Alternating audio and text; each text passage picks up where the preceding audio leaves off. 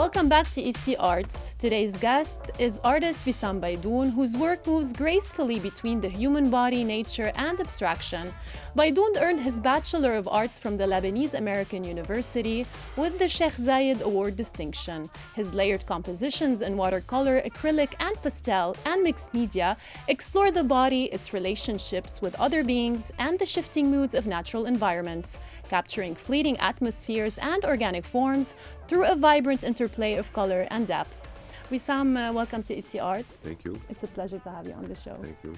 Wissam, nature and landscape are very central to your work.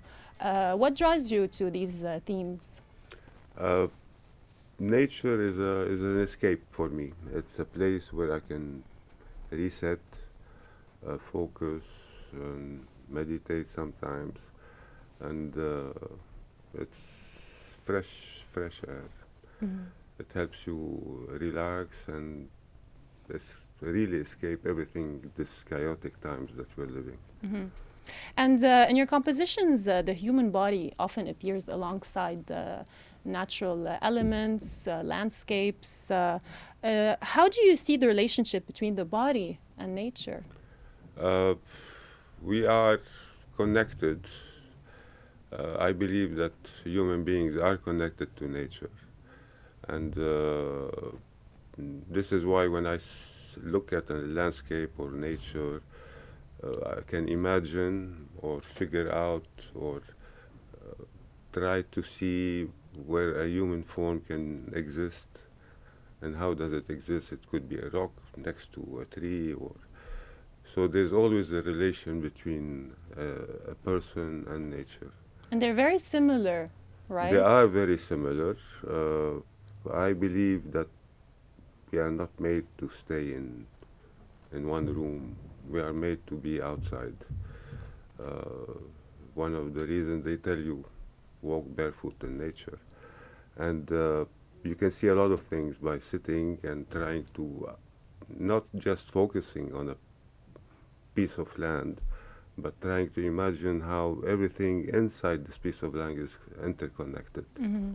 And can you describe how you create that sense of interaction between both? By trying to abstract what I'm seeing. If I see a tree, it's not just the tree as a form. You can dive deeper into try to figure out the cells that is forming, or the rings, or the skin of the tree, and this is all really totally abstract. Mm-hmm. And Wissam, do you ever use the human form as a metaphor for something beyond itself? I try to. I like to let the person looking at any artwork discover the human form. It might be hidden in colors or in a form, and it's not always integrated in the painting, but sometimes I make a point to hide it. Mm. And they tell me, hey, I see a figure. Yes, good. Yeah, like what feelings are you trying to evoke through your... Feelings of joy and happiness. Peace, perhaps. And serenity. Mm. I'm not trying to depict the world around me. It's totally... So I'll go back to how happy, because life is happy. Mm. Life should be happy. And I like people to feel this calmness and happiness while looking at the artwork. Much needed in this country. Much needed everywhere in the world, yes. And are there any certain natural phenomena like wind, sunlight that inspire the movement and flow in your paintings? Of course, they are. I started a painting by using a certain color that depicts sunrise. I woke up very early and I start painting at sunrise. Mm. So there is always this light that comes. And wind expressed with a brush stroke or a movement of color.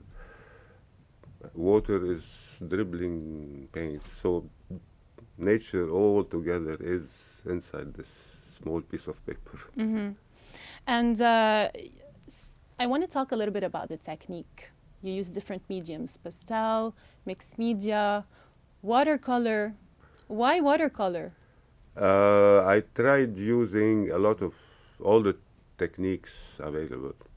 Why watercolor? Because it's magical. It's you're working with water and pigments. That's it, and there is no margin for error. I drop water on the paper and I dip my brush into a pigment and I see it flowing all over the paper. And from there, it's just simple creation and all the emotions that I put in. And what are the challenges you face using watercolor?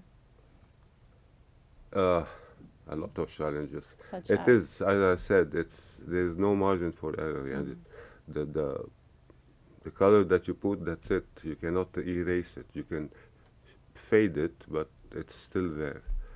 And this can either ruin a total painting or it can add a certain layer to something else. So it is again magical. It is magical, especially with the layers, the depth. There's always layers over layers of different colors that can give you dimension and different colors.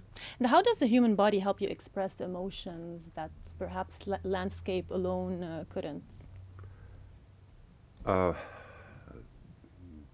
Because I see in nature, if I look closely or try to abstract what I'm seeing in my head, I can see a human form, someone sleeping or standing or crouching. If you look at two rocks, you can see the head and the body. So there's always a mention of a human in the landscape. And Wissam, as an artist living in Lebanon, going through all these trials and tribulations that we went through, you don't seem to focus on politics in your work. Is that intentional or?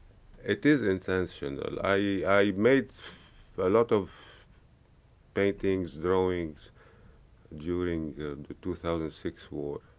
It was too violent, and it hurted me more than expressed what I'm feeling. So I said no to everything that is not Positive. and positive. I don't need to see a painting of war or terror or whatever on a wall. No, give me a flower. I'll be more happy.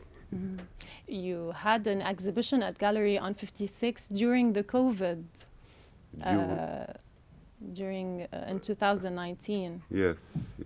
Yeah. And That wasn't very positive, was it? it wasn't, no. And this is maybe the last time this is where I said no. I don't want to. There is enough chaos in the world. I don't need this. And it's better to show people a different side, the flip of the coin, which is a beautiful one. An escape? An escape for everybody, yes. Or a For possible me, reality? no, it is reality. Reality is nice, and it is an escape for me, and I try to convey this escape for everybody. And Wissam, what's coming up next in your work? It's not finalized in my head yet. I'm working on different things, always sketching, always working. Maybe there is still under study.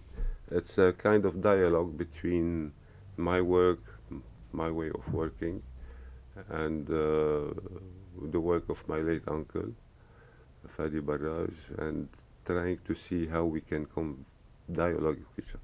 I never had the chance to talk to him and talk about art with him. So maybe this is a way of Creating a dialogue? creating a dialogue. Yeah. Thank you so much, Wissam. Thank It was you a for pleasure to having have me. you on the show. Thank you.